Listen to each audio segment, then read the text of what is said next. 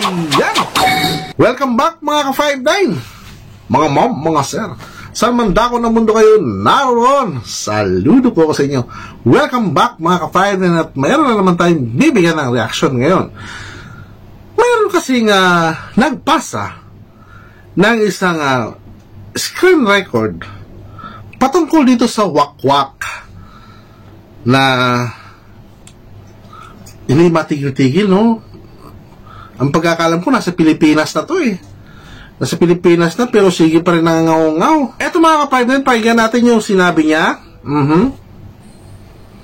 Sa mga nagpo-post, o mga nagsasabi na TNT ang ating Sir Ninong... Teka lang ha. Sa mga nagpo-post o nagsasabi, may nag-post na ba na sinasabi si Ninong SMI TNT? Ang pagkakatanda ko at ayon sa aking mga vlog, ay nagtatanong lamang kami kung TNT ka ba? Pero tila yata sa screen record na ito ay may takapagtanggol ka. Ang tanong ko lamang dito mga ka-59, bakit kailangan mong dumipensa kung wala kang dapat pinoprotektahan? Diba? Tuloy natin. Stephen Reeves Montialto.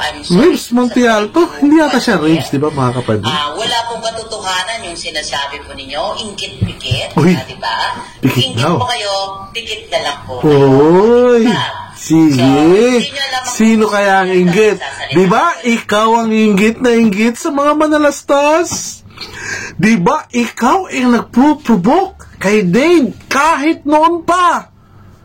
Gustong-gusto mo nang kunin si Dave dahil meron kang madilim na pagnanasa. Uy, nagkaroon ng mga sponsor. Uy, kita mo naman, bongga, isang taon ang karawan. Uy, nakita mo naman, meron pang merchandise. Sa pagkakala mong makukuha mo ang buong suporta ng mga sponsor ni Dave at ng mga manalastas. Kaya win-workout mo talaga na isang demonya, impacta, kung ano pa ang tawag sa'yo, wakwak ka. Ikaw ang may sala ng lahat ng ito. Ikaw kasama ni Ninong F. Kayong dalawa ang pinaka-puno ng lahat ng pangyayaring ito. Tanginan to. Ano-ano, minsan nakapaniwala nyo yung mga tao talaga na walang alam din. Sinasamantala po ninyo yung wala silang kaalaman dun sa bagay na yon. Pero sabi nga ni... Ikaw ba, may alam ka? Di ba? Napatunayan na sinungaling ka? Di ba napatunayan na isa kang budol? Ano sabi mo? Nagpunta sa barangay? Ikaw nagsabi niyan. At wala. Yung pala, hindi naman pala talaga pumunta sa barangay. Hindi ko maintindihan sa mga followers mo. Kasing tanga mo. Hanggang ngayon, lahat kayo dyan. Oo, lahat kayo. Lahat kayo na mga nanonood dyan kay Daisy, lahat kayo mga tanga. Lahat kayo mga walang utak. Lahat kayo mga bobo. Lahat kayo. Wala akong exempted. Lahat kayo. Nakita niyo na kung gaano kasinungaling ang babaeng ito. Pero nandyan pa rin kayo nagpapakatanga at naniniwala sa kanya. OMG, ganun na ba talaga kayo kabobo? Ganun na ba talaga kayo katanga? Lahat ng mga followers mo? Lahat ng mga nanonood sa'yo? Ha? Lahat kayo. Okay na. Montialto, pinakita niya sa akin, picture niya doon nga sa Washington DC, kung saan nakatira ang presidente. Yes! Di ba? Yung nakasabi siya sa gate? Yung halos din niya maabot yung ano tawag ito, yung barikada. Sus. Ng Amerika. sabi po niya, hindi po ako maglalakas loob na magkalap-kalap dito kung wala po akong papel dine. Kung may papel talaga, yung pinagmamalaki mo at pinagtatanggol mo ngayon, sa yabang ng taong ito, ipinangalandakan na niya yan. Ipinangalandakan nga niya yung mga nangyayari sa pamilya nila eh. Oh, kung talagang may papel siya, sigurado akong ipinagmamalaki niya na yan. Yes, nakapagtrabaho siya sa iba't ibang company na mga barko. Pero nung pagpunta niya ng NY, hindi na po siya seaman dyan, mga ka-5-9.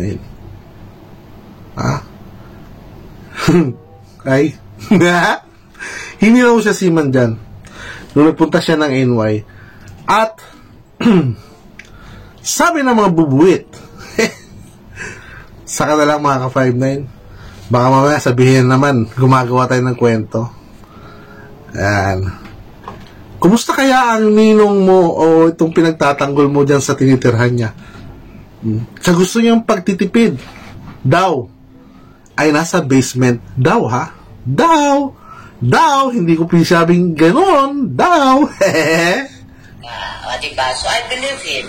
And I don't believe any other more. Oh. Yung tao mismo Any other more? Na How? walang katotohanan. Yung mga parang mali yata yun, against him. So I believe in him.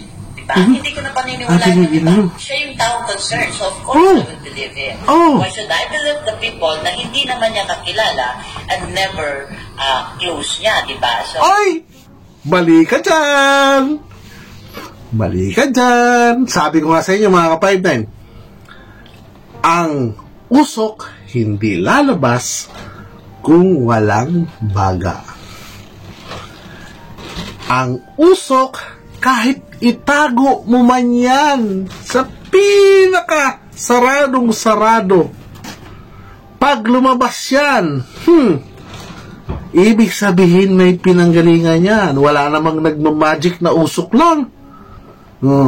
Kung nakukuha mo yung logic ko dito, ha, Bobong Daisy, kung nakukuha mo yung logic ko dito, walang usok kung walang apoy.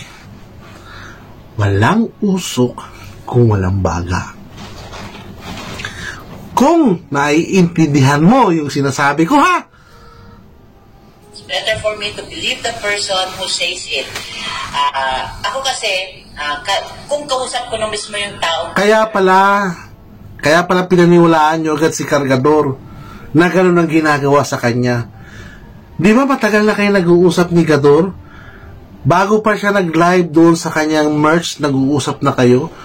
Tingnan mo yung mukha ni Gador doon, ang saya-saya.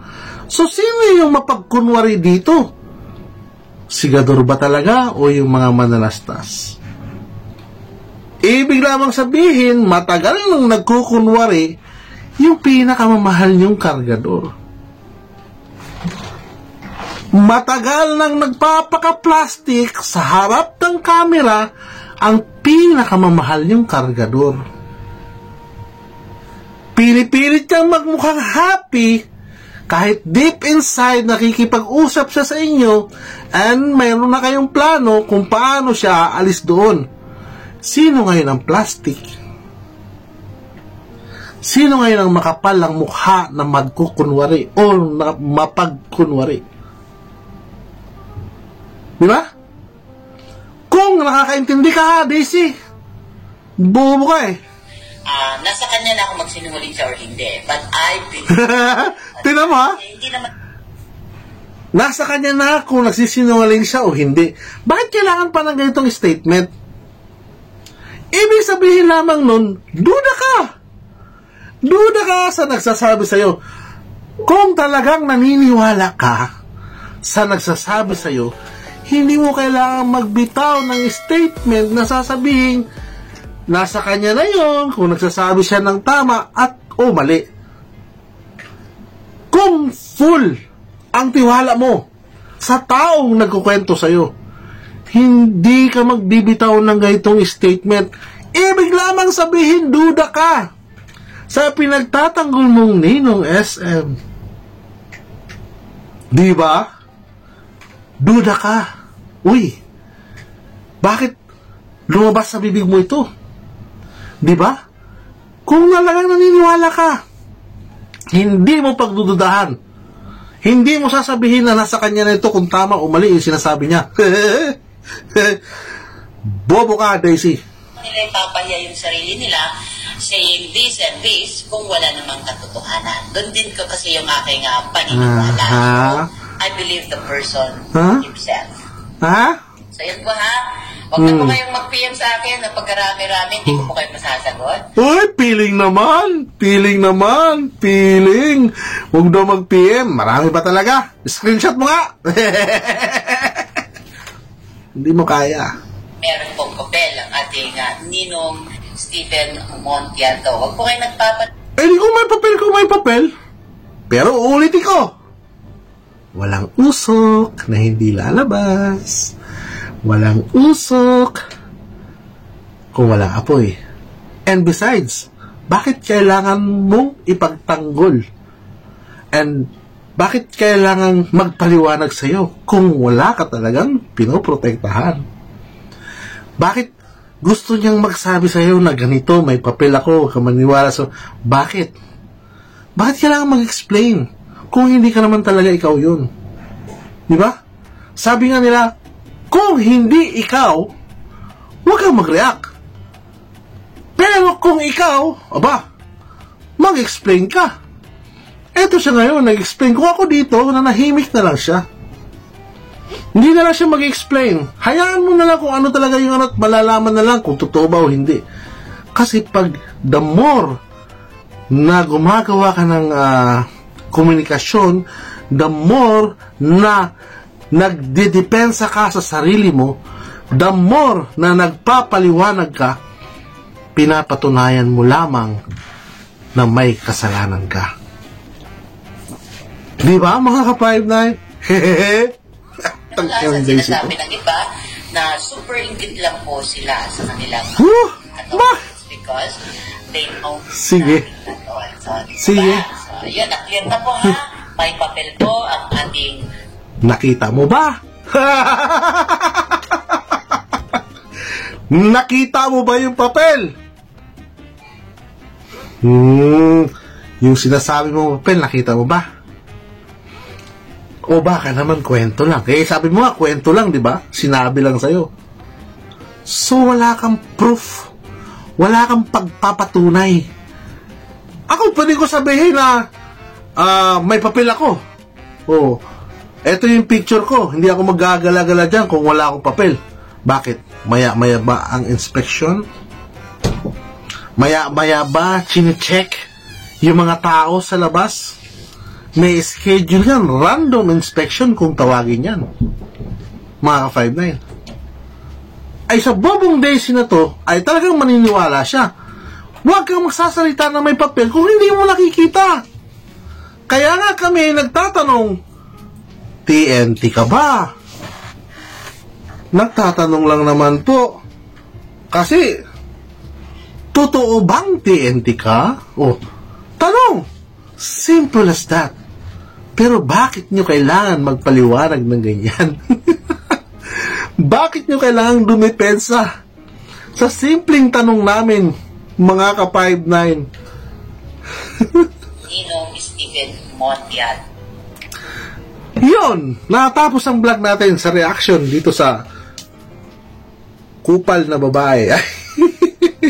Ay, sorry Mga ka-5-9, i-analyze nyo mabuti, no? Lahat ng mga ulitin ko bago tayo magtapos. Yung mga sumusuporta dyan kay Daisy, lahat kayo mga bobo, mga tanga. Ano pa ba dapat itawag sa inyo? Nagpapaniwala din kayo dyan. Sinungaling na nga yan Maraming salamat po mga ma'am, mga sir. Sa mga dako ng mundo kayo naroon. Saludo po sa inyo. Ingat tayo mga ka-5-9 at huwag kakalimutan na magpasalamat sa araw-araw na buhay na binibigyan ng dakilang lumikha. Maraming salamat po. Boom boom!